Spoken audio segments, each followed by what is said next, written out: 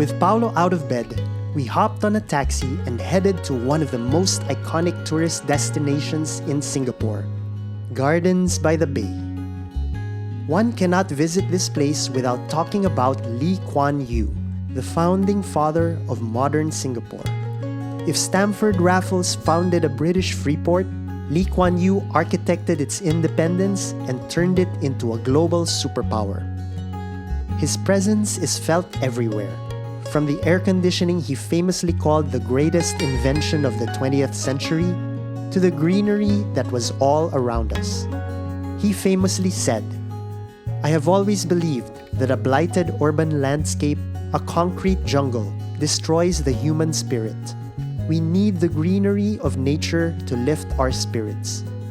With this vision, he turned a city that had gardens in it into a city which is the garden itself.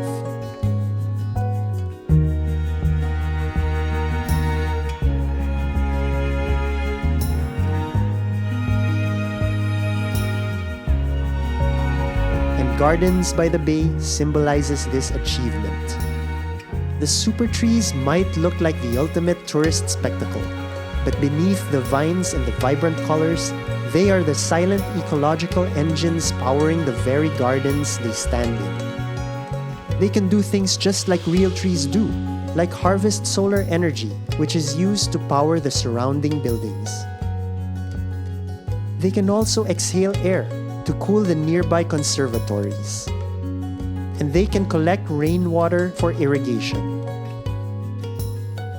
It's beautiful, slightly dystopian, and completely mesmerizing. I'm waiting for Paolo. He went to the bathroom. So we were supposed to go on this skyway, and bought us tickets already. So I want to go already, so I'm just gonna leave his ticket here. There.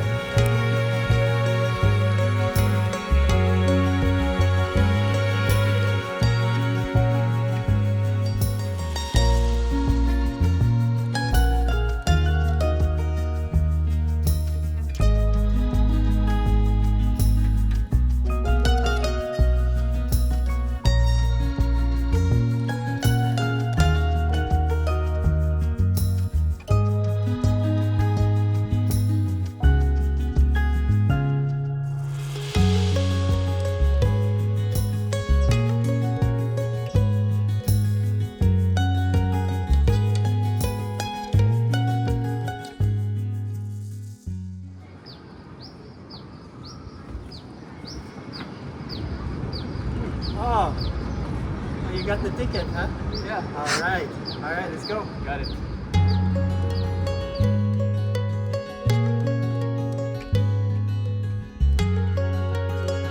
Supertrees are super cool. While they may look like something out of a sci-fi movie, I'd move into one of these towering iron giants in a heartbeat. Next, we walked into Cloud Forest, where we immediately found ourselves face to face with a magnificent indoor waterfall, a 35-meter mountain wrapped with thousands of epiphytes, plants that do not need soil to grow. I couldn't name a single orchid or fern, but my camera didn't care. I treated the rare flora more like a backdrop than a biology lesson. Walking through the mist, I felt a wave of serenity that I usually only find in a real forest. But the reality quickly set in when I realized what the cloud forest's real purpose is. It is a vault, preserving a climate that is vanishing.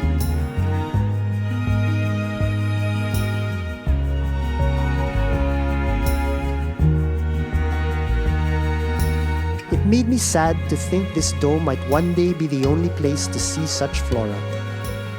However, as I walked out, I decided to think of this glass bubble not as a museum of what we've lost, but a rallying cry for what we still have left to save.